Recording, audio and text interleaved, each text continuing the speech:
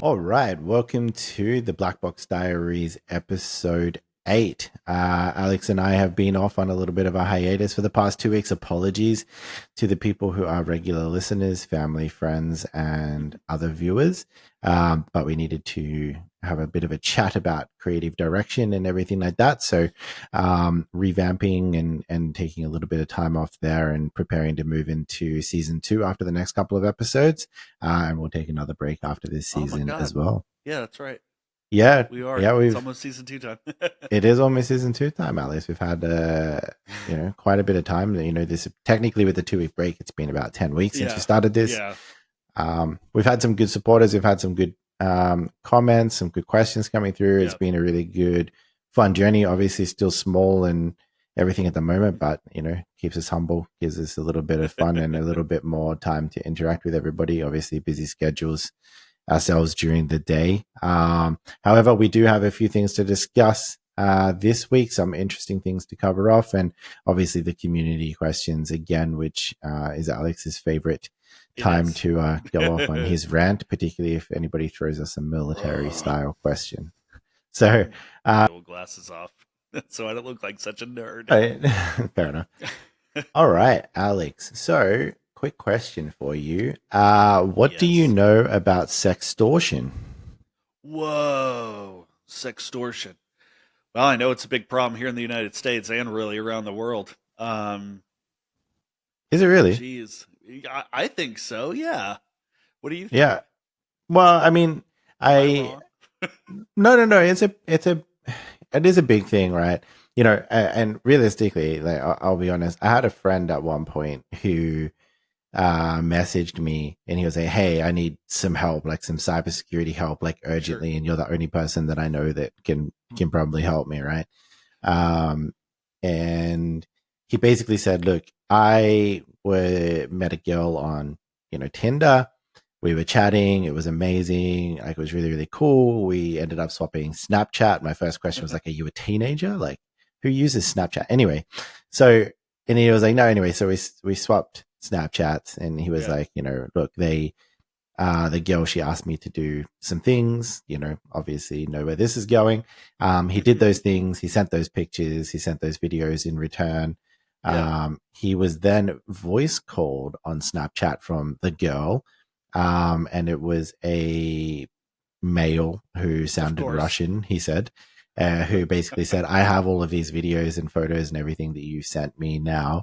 And I want you to pay me X amount of dollars, or I'm going to send all of these videos and photos to everybody on your Facebook friends list. Sure. Sure. Um, Send them.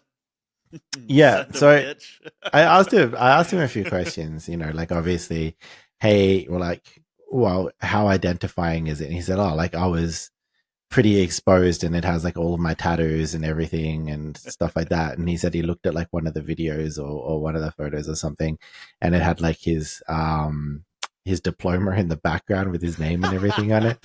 So like yeah, that I found that pretty funny. Yeah. Yeah. Obviously not not because like I find that that he deserved it or anything like that. I just find it Yeah. funny Sure. that this Sure. type of thing is so common and happening. Anyway, it. I was reading an article that basically said that some sextortionists now are claiming that to have installed the Pegasus spyware on victims' machines, and Oh, this, Israeli. Israeli. yeah, Israeli, Okay. yeah. So Yeah. this is one of those ones where like and I think most people have kind of received one of these emails at some point or a message that says, oh hey, I know what you've been looking at on the Yeah. internet and Yeah. you're a dirty animal and Ooh, I've got all I the am videos too. and the pictures and I'm I've a got all the super dirty animal. and I've got all the pictures and the videos of you from like your webcam. Yeah, I'm uh watching you jerk it. yeah, basically, yeah, and I'm going to send this to whatever unless you pay me this money. um my response, if that was like a legitimate thing, I would delete them. But if somebody called me like my friend did at this time, I would Sure, have just sure, basically yeah. been like, It's a I don't little really more care. serious in that case. Yeah, I Yeah, gotcha. in that case, but at the same time, I extended anyway. I doubt my family would be surprised. So Maybe I'll like, just start an OnlyFans. no, yeah, exactly. Like no, like you should be paying me for the quality of what you just got. Yeah, Like, that's not the some other good way around, shit. brother. Yeah, like I know my skills, mate, and I know what it's worth. So, anyways, like, yeah, they, it's a pretty big thing, but a bunch of security researchers have, released information about this as targeting a lot of people. It's out there Yeah. at the moment. What can people do to stay safe from spyware? I suppose, which I don't really hear too much So about spyware these days. you don't, but I think it's because it's spyware is so easy. Like, I think spyware might be like, accurately, I can say that may be similar to where I got my start. Is developing simple applications that acted as spyware. A lot of people don't know about it. They just know the most prominent ones that hit large organizations. But there's a lot of different kinds, and they don't understand sometimes that a remote access Trojan is the same thing as spyware, right? Mm. It's all relative. Anyway, um, we brought up sextortion, right? Yeah, Where kids are sending dick pics or something like that, and then somebody says, "Oh, I'm gonna and fucking adults. release these." Yeah, yeah, and adults. You know, ta they're feeding on what I call the vice of man, right? They know what people's vices are, so they're going to take advantage of that. And there's a lot of privacy that goes into sitting down in your chair and fucking turning on your favorite porn porn video and just sending it. And there's privacy, right? Whether we can giggle about it or not, but in the end, a lot, most of the world does it at some point in time, right? And it's a private thing. So when somebody jumps in and says, "Hey, I've got all of your privacy that you've thought you've had is gone, and now I'm going to push it out to everybody and make it public," that's bothersome, right? That's scary, and for us, right, we can kind of see through the facade, the BS. Yeah, But a lot of people, I mean, they fall victim to this. And I'll tell you a real quick story, and I promise I'll make it fast. In the military, right? And I hate bringing up the military like a dead horse, but those new soldiers, right? They become military guys. They're like, yeah, I'm gonna get all the poon in the world, and they go ham, and they start their confidence builds up a little bit, and mm, they're still stupid. So they will be taken advantage of. They'll talk to anybody. They don't know they don't know who's real, who's not. They think somebody's legitimately, trying to develop a relationship. And then that happens. And what those people are generally trying to do is find out more information they can on, tell me about your life in the military, where do you work? How could I get in? And, these kids not understanding what's actually happening are pretty prone to giving that information. So I don't know, true. man. Well, I mean, I've seen a couple of those news articles and things like that as well. Yeah, Around now that you bring up the military, of like, you know, uh, officers and infantrymen and things like that, and male and female yeah, taking pictures, like, even sexy pictures in their uniforms, and then yep, sending it to people, right? And then they get blackmailed with yes. that, and they That have makes like me their so mad.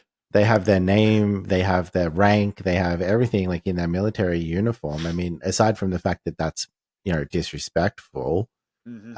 to other people in the military, people like yourself as well who have been in the military. It's Yeah, just absolutely dumb because you're now sending a whole bunch of information, your name, your rank, that you're in the military, the metadata and the photo that people can get of like where you're probably deployed, all that yep, sort of stuff. You're going to send this to somebody just because you're feeling a little bit lonely that night or whatever, yep, and you're putting your data, you're putting your country's data, you're putting, yeah, even your unit at risk. yep. I And mean, most of the yeah, I could speak from experience that most of the time when we were deployed, this is certainly not sensitive information. I mean, it's well known. We utilize local national internet, right? I mean, they hire local nationals to install it. They hire local nationals to administer it. Mm-hmm. and that's how soldiers had internet. At Camp Liberty, for instance, and everywhere else I was.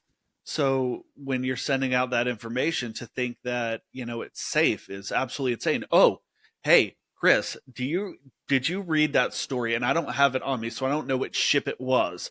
But did you hear about that U.S. Navy ship that was they got oh god Starlink? They got Starlink satellite internet and just planted that sucker against the wall on the outside of the frickin' ship, and they No. got caught. They got caught using insecure internet. I don't know that the ship had nuclear capabilities, but it God. was certainly not a place to have Starlink satellites. Starlink satellite internet. Yeah, we'll That's have to. that's wild, dude. Yeah, I bro. mean, Yeah, and speaking of ISPs, the funny thing is that and you raise a good point about using local internet and Starlink on ship and everything like that. yeah. Unless you have like a really good VPN or ways around it, everything that you do your ISP sees anyways. Yes, And, sir. and they log all of that. It doesn't matter if you're not using a VPN and you're sitting down with the box of Kleenex and you're opening up the hub. Xvideos. Yeah, yeah. Or you're opening up the hub and you want to crack on with some fake taxi or whatever it is, right? And then like you just pop open the incognito window, but you're still not Yeah, on a yeah, VPN. The yeah. incognito window is not helping you at all. No, no. Just So I mean, a lot of the people that get done by this, kind of bring it onto themselves. Like I yes, think absolutely. how do we help people from that? My initial instincts are like honestly, if you are going to go to those types of websites, those types of things, Sure. a lot of the people that get done by this or get those random emails are ones that use their everyday email to sign up to these websites. Oh my god. Yes. Like, or in Yeah. some instances, I've seen people use their work emails, right, to Oh sign my up to these god. websites, right? So that's one thing. If you're Yeah. going to do it, use a throwaway email, Absolutely. make it up. Absolutely. It's free to go and make any email that you want. So Yep. go do that. Use a throwaway one for whatever like that. But it comes down to also just awareness. Don't click on links. Don't install stuff. If you receive emails like that, delete it, ignore it. They don't have anything. They don't have anything Right. on you. Not everybody's in the position to have the confidence to go back to them like I would. If they come to me and go, hey, we've got all these videos, I'm going to go back and be like, oh, which one's your favorite? Yeah, Like, yeah, yeah. which one ticket you Yeah. fancy, because that's going to determine how much I'm charging you for that quality. But like, yeah, I mean, honestly, delete them, get rid of them, have a good anti-malware, all that sort of stuff on your Sure. system. I Yeah. mean, Yeah. realistically, Windows Defender would stop the majority of the stuff It today, would. but and the fact that this has got a name means that it's a pretty common one. So most of the common vendors would have something about it. So if you're really Sure. getting done by this stuff, you're probably not up to date with your home security stuff. Um, Fact. and if you're getting done and getting, these emails at work or these notifications at work, then probably let your security team know and they can try and sort it out for you. Just tell them you didn't visit the hub, you promise, because you don't really want your IT team knowing that. And realistically, you shouldn't be doing that on your work PC anyway. So, Oh my god. Yeah. I've never even had like a idea of like, oh yeah, it might be a good idea to try this out. Just I mean, bro, I mean, we've got smartphones, dude. Just pull that shit up on there. Also, just for those of you who are, goobers and trying to get one off wherever you go, highly recommend things like CyberGhost or NordVPN. You can have it on your actual Android device, your Apple device. So start using them. It doesn't really affect your ability to browse the web or anything like that. So I recommend being anonymous as often as possible. true. Sextortion is a form of social engineering. So the best way to get at that, especially for large organizations, is training. And I know it sounds cliche, but the fact of the matter is that's really the only way to defend against social engineering is just be prepared and understand what you're looking for. 100%. I'd say, even if you're at the hotel or anything like that and you're connecting to hotel Wi-Fi, chuck Yeah. your VPN on. However, there is one more thing I want to raise to just let people to know about this particular thing. do better as parents Oh, bro.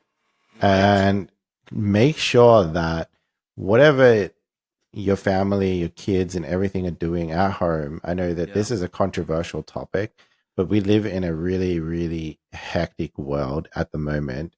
Yeah. And it's really important that you understand and you know what your kids are up to.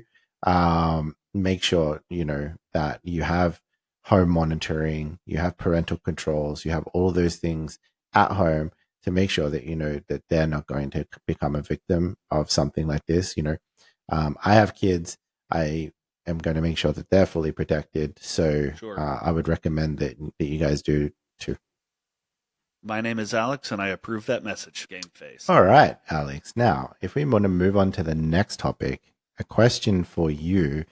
Mm, this should be good. What, how believable do you think it is if I was to tell you that a 17-year-old was responsible for hacking the Transport for London network? Easily believable. Easily 100%. believable.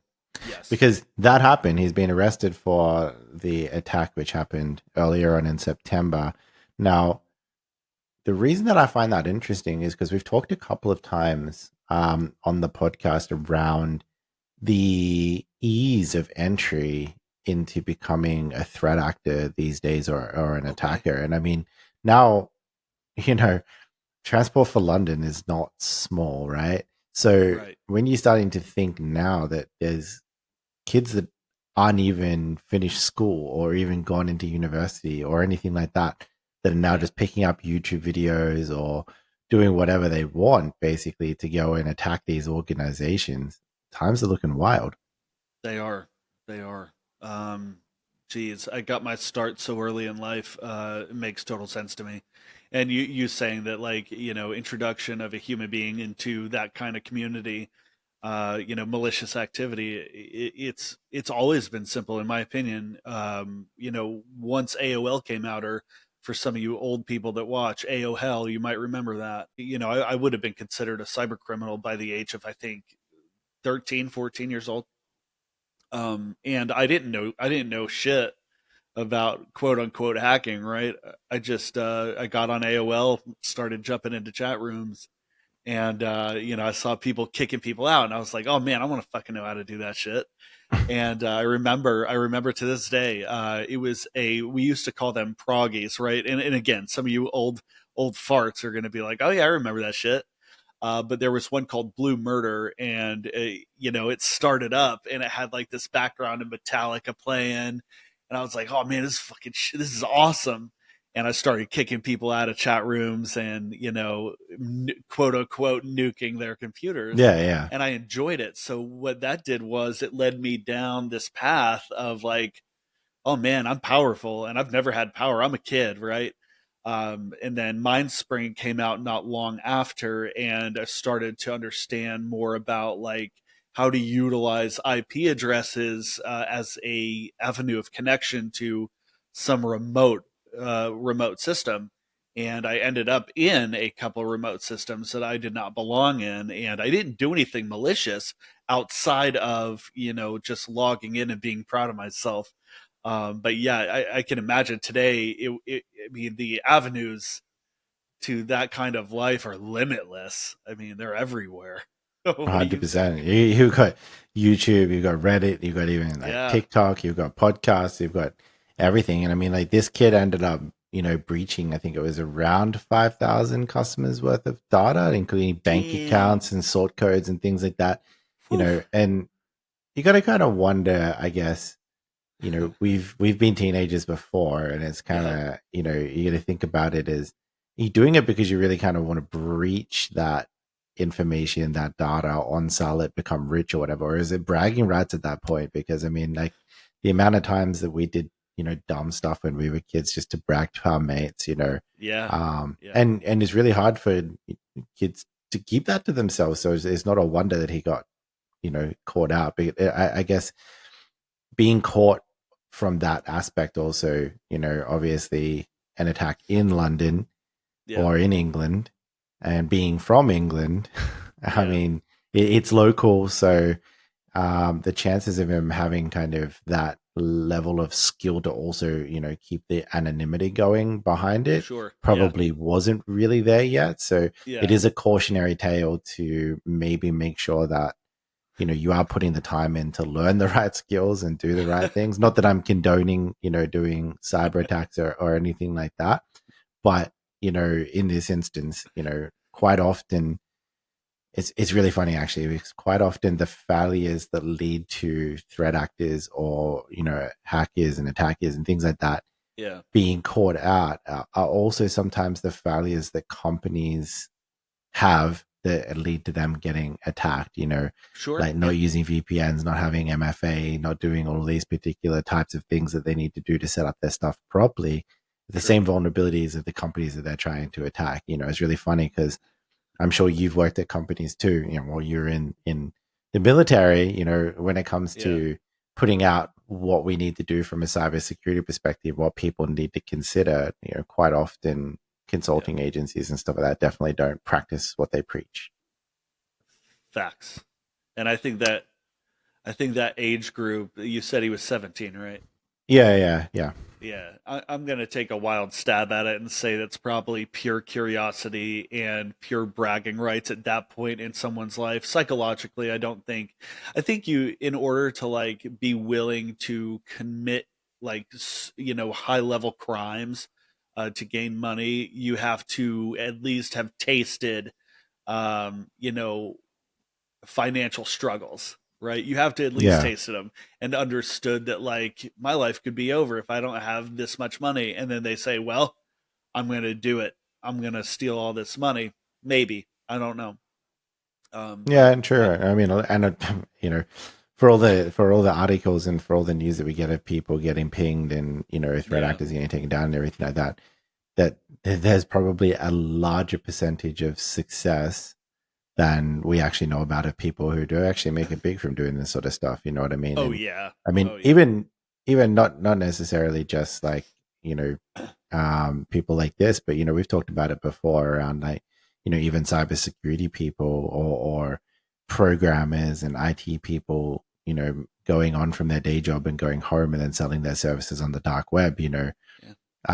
What better way to get a really well crafted piece of malware that has all the best controls and the best development in it than getting a professional software developer to do it for you on the cheap because he wants to buy food for his family.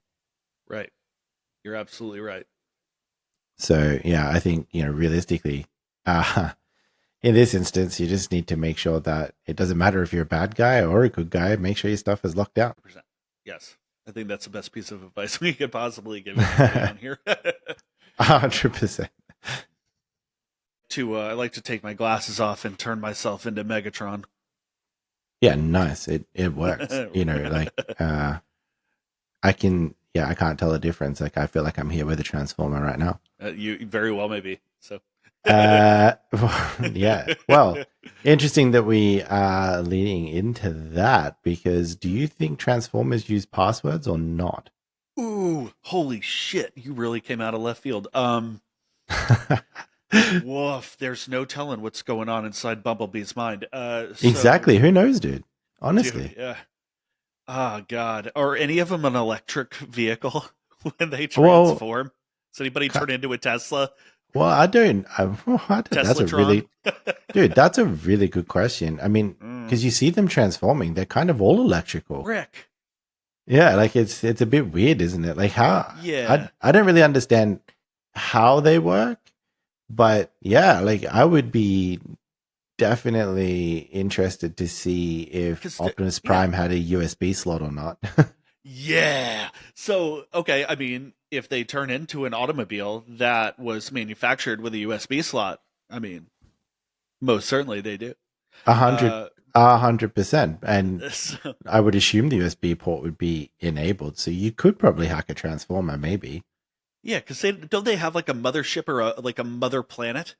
Yeah, and like a centralized computer or something. I think I Yeah. don't actually really know, but like, do you reckon that you could slide past and just jam a rubber ducky into Optimus Prime? Stick it right up his Yeah, USB keister. exactly. I mean, honestly, Well, no, but yeah, I'm Ooh, curious. I mean, because they can remote, kind of like a transform in. Yeah. like a C2 platform or a C2C platform. Yeah. Oh, yeah. So you could control Optimus Prime. Yeah, so well, you could turn one transformer into like the C2, and then the other ones can be the bots. Yeah, Dude, good like the call. beacons and whatever. Yeah, that'd be pretty cool, man. And I mean, honestly, you would hope that all the transformers were MFA protected or had Yeah, like when they're passwords, communicating with their homeworld. Yeah. You possibly. better. But You bet. do you know what would make it even better? What's that? If they were passwordless. Now, the reason I say that is because it's pretty challenging to go passwordless these days for organizations. I have a lot of Yeah. people asking me around passwordless. Should we be passwordless? How important are passwords? And I'll tell you a little story. Like, honestly, passwords are becoming, they're a little bit redundant. You know, the big companies are going Sure. passwordless, they're implementing it. Obviously, these days you log into Microsoft, it's like, your username, your email, and then it'll send you the code to your phone. You match the code to the login on the PC, the laptop, whatever you're trying to log into, and then it sends you through. Now, it's really funny because you have so many tools out there for passwords. You've got like KeyPass, you've got one password, you've got LastPass, and some of them tell you how good you are with your password. They will tell you how good you are Sure. with your passwords and everything like that. Yeah. LastPass has like a security score as well. If you want to believe that, if you think that's important, honestly, if you listen to what the security score is on LastPass, you probably need to work on your cybersecurity a little bit because you probably don't Sure. really understand passwords and how that particular program works. But yeah, it's a basic measurement metric that takes no other context into consideration around how Sure. other controls you have in place, your MFAs. It just looks at like password reuse and weak passwords and everything like that. But Sure. again, going passwordless would remove that anyway. I think some of the challenges that I have seen from clients and people asking me is, some of the legacy systems, user awareness and Yeah. training around doing it is going to be complex. It's going to be a pain in the ass to do. Privacy concerns. I mean, I don't really get that one, but yeah. What's your thoughts on passwordless? Damn. I What's mean, your last pass security score? no, I don't have LastPass. Smart All man, of smart man. yeah, all of my systems, both work based and personal, are all MFA, or they have that system where you try and log in and all it does is send you that security code like we were talking about earlier. I feel safer that way. I just do, Yeah, and to yeah. be honest with you, over time it's become second nature for me. So not putting in a password is fine for me. So passwords, a lot of people challenge using passwords nowadays because so many different avenues of security exist, and to me they're easier. But a lot of people say, "Oh, passwords can be broken, passwords can be cracked." Da da da. It's not. It's not that they can be cracked, right? Your phone can be stolen, and somebody logs into your shit, and then you just go and boom. If you don't have the biometrics on, you can just tell it what the number is, and you're good to go, right? It's that easy. So you certainly need to maintain control of your systems, but on that same token, passwords are actually incredibly safe. They are. They have the ability to be incredibly safe. So if we don't make our password our last name, our first initial, and then 19 whatever year we were born, you know, we're a lot better off because we're not likely going to be in weak pass or any of those other common word lists. Now, brute forcing. Let's talk about brute forcing real quick. So, password cracking is something I'm actually really good at, and I fell in love with when Chris started teaching me how to be a elite hacker, and uh, you know. Cracking passwords with 8 GPUs. I'm cracking generally at about 260 some odd gigahash per second, and that's pretty fast, right? If you're not, we're not talking about Bitcoin mining. Okay, mining is not something that GPUs are good for, but um, if I try to crack a password that is, let's say it's 8 characters, right? depending on whether or not I have the proper mask set up, I could crack that generally in about 10 minutes. Okay. With that kind of cracking power. So this number of this time goes up dramatically. Like we're talking, holy shit, dramatically with every single character we add after eight characters. That's why most organizations have a policy of 10, 12, or more. um, all of my passwords, all of them are at least anywhere between 25 to 35 characters, I believe. And if I attempted to crack that, I'm not going to be successful. I'm just not, because it's not going to exist in a word list. It just doesn't make sense to exist in a word list. And trying to brute force that, ladies and gentlemen, you, you don't have the time in your children's, their children's, and their children's after them's life to crack a password that long with brute force. So definitely love passwordless, because for me it's easier and it's secure while being easier. Um, but the problem with passwords is the person and the password that's 100, created. 100%.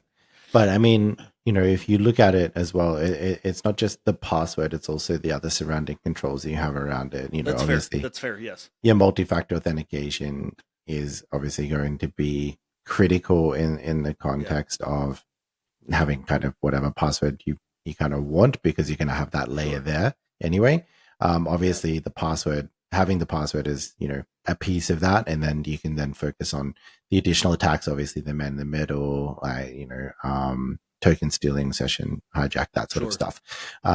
But realistically you can also do those same attacks on passwordless. So um the risks are very similar, but those attacks are not going to be just like random off the shelf attacks. It's going to be somebody who's really trying to target you or target your Good point. organization in that component. So you need to really focus on that MFA aspect.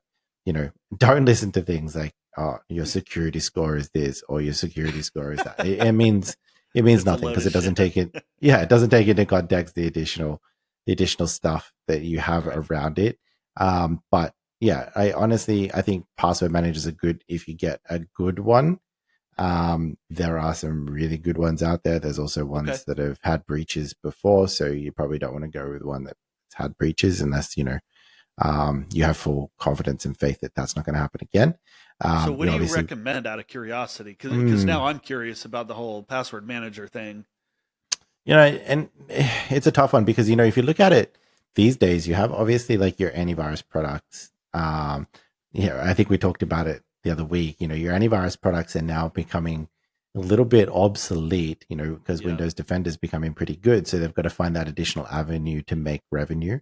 So you have your standard big vendors that sell you AV, but now to make money, the AV component's actually pretty cheap, but to make money, they're branching out into saying, oh, you could pay the premium subscription every month and you get a password manager, you get dark web monitoring, and you'll get a VPN, Sure. right? Yeah. Personally, I wouldn't go down that path. I would go outsource my own password manager, my own VPN, my own dark web monitoring, although that in itself, the products that you would use for that are a little bit just using open source stuff anyway, which you can Okay. probably go and figure out online if you wanted to check your online presence. But I mean, personally, I would look at, like, one password is pretty good. It's always been consistently good. It's always provided good stuff for your VPNs. As you said, like the CyberGhost and also NordVPN are probably the big two that I would consider as well. But yeah, procuring those individually, you're probably going to pay less than procuring an antivirus product that gives you that bundled I in, agree. anyways. I agree. Um, but yeah, make sure you use a good one, a reputable one. Go and check out. There's always new stuff coming out, so go and check out all the stuff that's coming out for password managers and VPNs, and find the one that that works for you. But do your due diligence on them and make sure that they're reputable and that they're good. I mean, Yeah. yeah, I concur. I concur. All right, so the time has come now for community questions.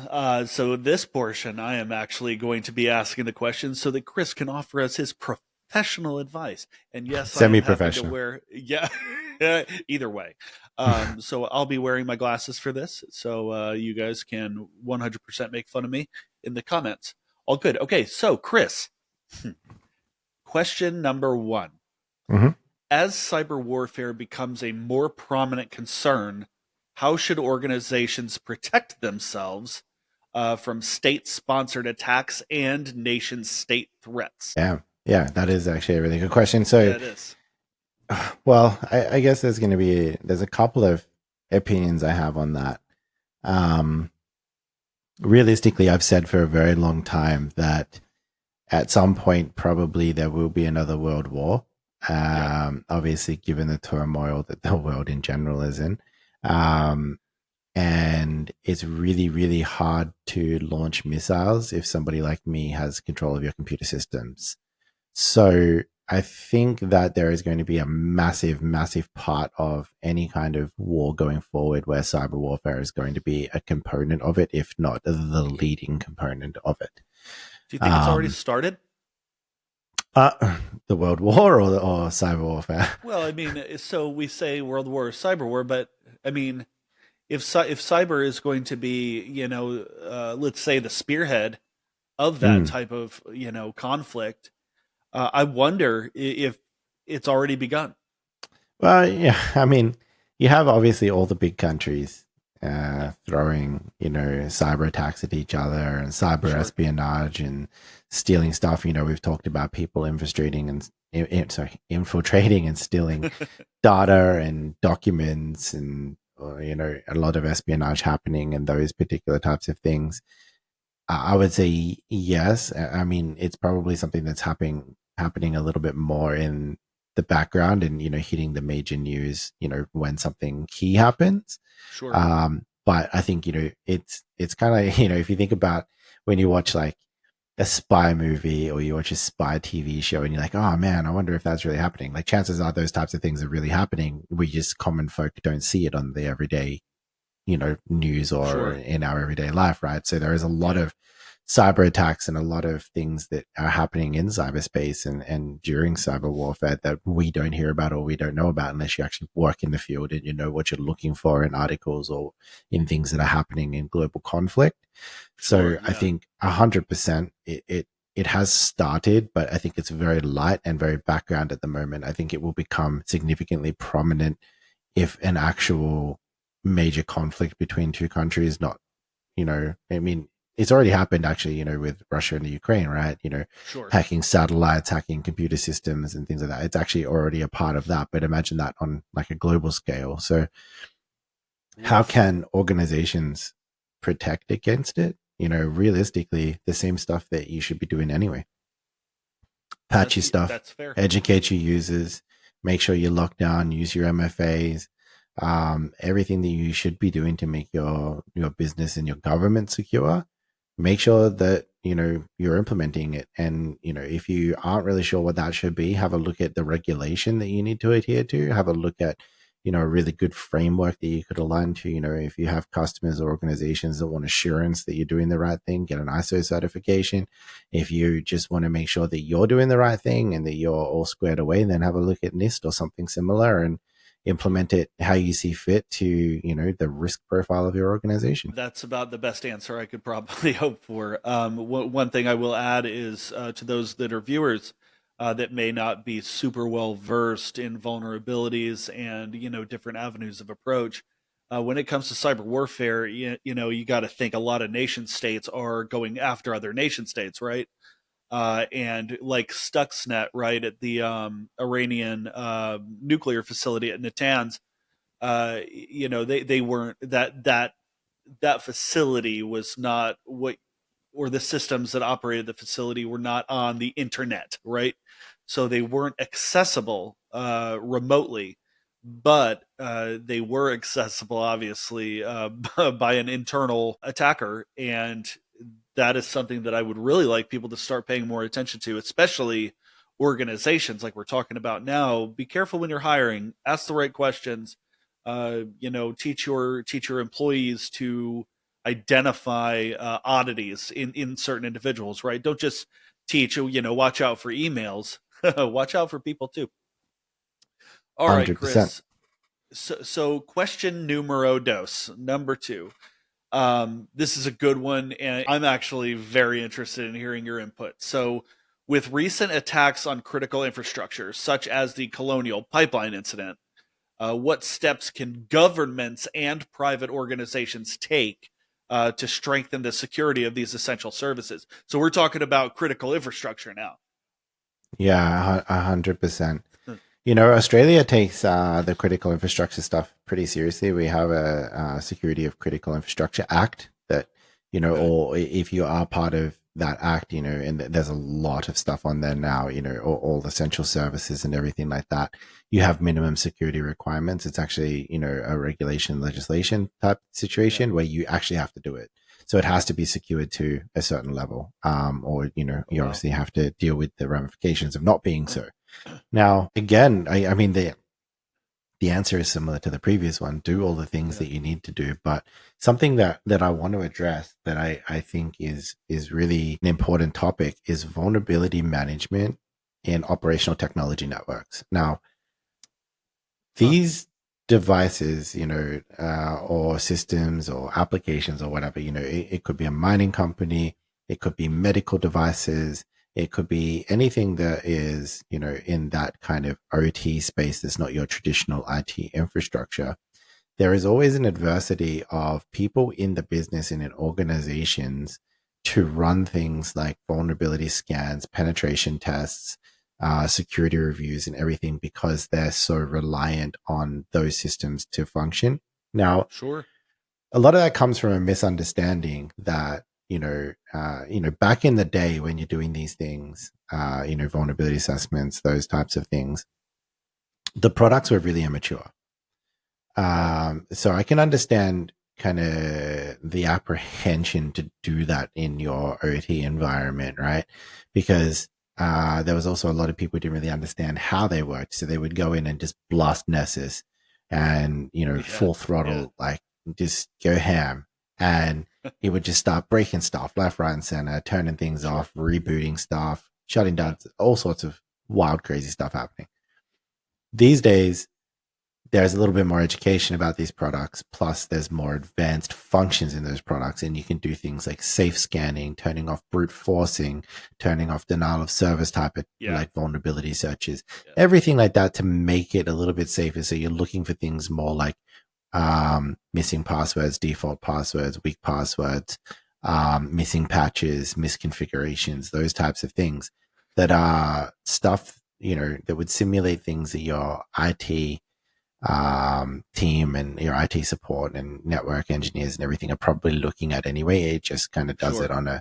on a broader scale. So there are ways to do it a little bit more securely these days to make sure that those devices are secure.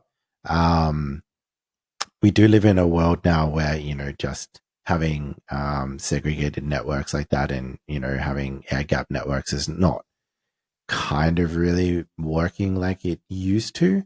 And, Sure. as technology advances, those kind of architectures are becoming a little bit more complex and therefore opening up to more security exposures. So it's definitely important to make sure that you do look at the vulnerability management aspect, but you Sure. also need to make sure that obviously users who work in that environment and those systems are also pretty well educated. I've seen multiple things happening. I saw one of my previous clients, um, a user who worked in the OT environment, had a tablet that he did all of his admin on. He took that tablet home, let his kids play some games on it. He brought the tablet back the next day and ransomware the OT environment. Now, Oh.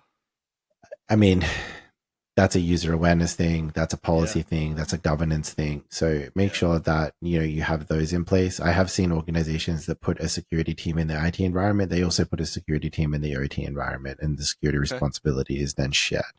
So yeah, I think the traditional stuff is going to work, but one of the things that you will always experience in OT environments, particularly in the mining sector, transport sector, like trains and things like Yeah. that, is you do have engineers that have been there for like 20, 30 years. they don't necessarily want to adapt with the technology and the security Sure. changes.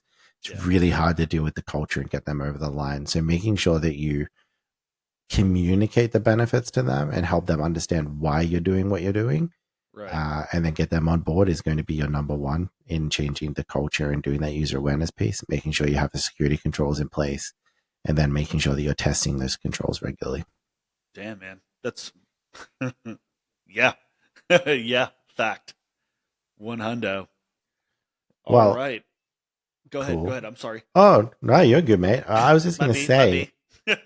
I have a question for Oh, you. And I think lovely. you're going to love it, actually. I Like my think you're going to love shorts. it.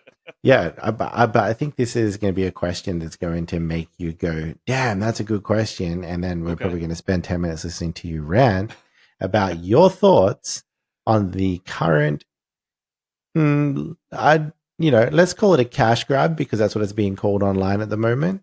Okay. The OSCP Plus. Ooh, man. Okay. Okay. So Told ya. okay. So yeah. So you and I come from different OSCP times, right? When you did your OSCP, you had, I believe they were doing buffer overflow, right? Like you had to Yeah, do that. It was like 25 points. Okay. something like that. Um, yeah. When I got my OSCP, much more recent than yours, it was focused. The heaviest focus was on Active Directory Yeah, exploitation and lateral movement from one system to another, so on and so forth. And it really hit home, and I learned a lot. But here's the thing. So you're OSCP certified. I'm OSCP certified, correct. and they're coming out with an OSCP plus. Had a great meeting with a couple individuals from OffSec, and it to me, right? I'm just going to be honest here.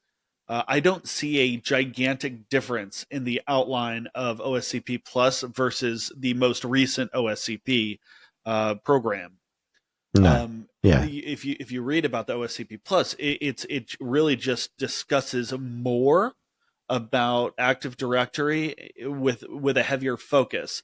What the exam outline looks like, I do not know. It may be different, but Mm. in the past, you've got one full Active Directory that you have to gain root access, or excuse me, administrator access to, and explain how you did that. Otherwise, you're not going to pass OSCP.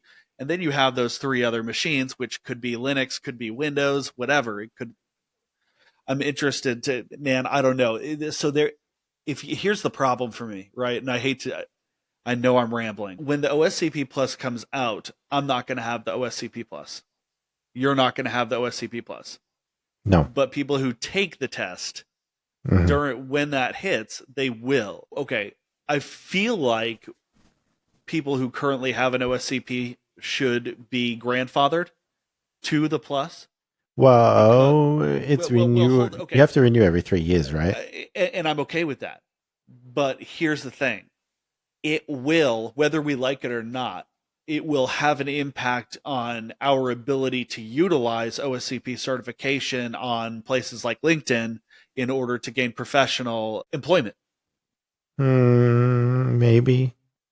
Okay, so okay, good. So, so when I got out of the army last year, circa February of 2023, and I got online and I started preaching that I had a bachelor's degree and all kinds of other wazoo bullshit, and then a master's in cyber. People didn't give a shit. Okay, they didn't care about my civilian education. They cared about certifications. Hmm. So when every organization that I looked at was like the first question, "Are you OSCP certified?" Right? So now is it going to be like, are you OSCP plus certified? And if not, why? Right. And then when I go talk to, if I choose to go for another job, if I talk to them and I'm like, yeah, I've been OSCP certified for a couple of years, are they going to start being like, oh, well, this guy's got OSCP plus? No, Go ahead. see, my view is a little bit different because I No, think that's this is good. gonna. That's good. Because I think this is gonna be divisive. Like, Okay. right? Like, because it's gonna create a divide between the people like you and me who are a little bit more old school Yeah. and the up and coming kids coming out of university, they're going to go the OSCP plus, right? Now, Yeah. I'll give you something. When I did my OSCP, one of the things that they promoted, like literally promoted it, was Yeah. we will never require you to pay an ongoing management fee or to recertify this certification because we're not a cash grab organization. That was basically part of their marketing as to what make them different as well, Okay. and why Sure. people were going for the OSCP. They were like, oh, this is cool. Like I get to demonstrate that I can hack stuff Yeah. and I don't have to pay a management fee and I don't have to do this. But now they're saying to align to the industry, you now need to pay a management fee and recertify every 3 years. I'm all about the continual learning and everything like that. But Yeah. coming from an organization that said that that's an organization that will never be, to now asking people for money. Now, if you don't Yeah. recertify after the 3 years, you just default to an OSCP, normal Yes. Yes. OSCP, right? So it's now going to be like, well, the way that I see it, right? If I'm hiring Yeah. and I see somebody that's got an OSCP plus, I'm going to know that they have done that certification in essentially the past 3 years. Right. Realistically, if I'm going to be hiring anytime in the next 12 months, I know that the OSCP plus, they've only done that in the past 12 months. Right. I would hold that in a lower regard than somebody who did an OSCP 5 years ago, because that tells me they've got 5 years of experience pen testing. Okay. 100%. I totally agree with that. Right. So like But, if you, oh, yeah, go if ahead. you, Go ahead. Go ahead. well, if you got it 5 years ago and I can see on your CV you've been a pen tester for that whole 5 year period, you're Okay. 100% getting the job over the person that got their OSCP plus 6 months after it was released Okay. and Yeah. is 2 years out of uni. So I will be taking the OSCP Plus as soon as it comes out. I've already talked to the representatives, Oh and yeah. I'm doing that because, listen, I love taking the OSCP. It's actually fun. Okay, it's a really good time. But here's my question now, Chris: if I change my LinkedIn to say, "Hey, I have the OSCP Plus," would that be a problem for you? No, I would, if I was you, the way that I would do it is I would keep Yeah, your normal OSCP on there with the original date you got that and then add the smart. OSCP Yeah, plus as an additional certification so that great you point. can still see that. And I would do the same on your CV. So you can say, look, I had this, but I wanted to Yeah, stay up to date. So now I've got this as well. shit hot. Then that Good way, point. yeah, you can see it, from that consistency perspective. But honest, I'm not going to do the OSCP plus. And realistically, it kind of really depends because it's up to your personal opinion if you want to do it or not. But if you have a Sure, CV that already speaks for itself and you have an OSCP, you probably don't need to do it. If you have the experience and the skills in the OSCP and you have a reputation and people know that you can do what you do, or you work for a sure. reputable company that hires people that do, what they do, and Yeah. that company is good and that they've got good pen testers, you can just trust realistically. But I think it's going to be divisive between the old school and the new school for sure. I can agree with that. So the reason why I'm taking it, just so everybody understands, it's not for me, right? It's not so that I can throw it on LinkedIn. I will be throwing it on LinkedIn. Don't get me wrong. But the company that I work for currently, I have been put in a position where all of our penetration testers are training to get their OSCP, and I feel like if they're going to be taking the OSCP plus, and I am expected to prepare them for that, then I should probably have it right, or at least train to take it. Yeah, So that's really at the least only do the reason. training so you know how to prepare them, whether you do the Precisely. certification or Yeah. not. I mean, see what it's like and Yeah. hit it up. But I mean, I understand where they're going with the AD stuff and the increased AD stuff. Like Hack the Sure. Box and a bunch of others are pushing through with much better, much more technical certifications that Right. probably teach you more in that aspect. So, I mean, bring it in alignment with that. But I think the thing that just frustrated me was just like you know part of their marketing when I did mine was we'll never make you recertify and we'll never charge you a fee for it. And now they're going down Right. that path. That's fair. That's fair. It is. I'll keep my expletives to a minimum. But no, I agree with you 100%. If coming from a business owner, I would never renege on that. Absolutely. Alrighty. All right, that brings us to the end of that episode. Hopefully, it was a little bit insightful for you and you learned something. If you did, please drop us a comment, a like, a subscribe, whatever you want to do. Hit us up with some community questions for next week.